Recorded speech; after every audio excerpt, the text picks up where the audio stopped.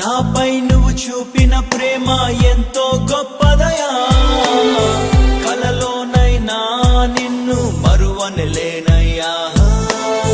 రుచి చూచి ఎరిగా నిన్ను నా యేసయ్యా, నీ కృప నా జీవము కంటే ఉత్తమమైనదయా. నీ ప్రేమ ధ్వజమే అయితే నీరాపై నన్నాకర్షించవయ్యా.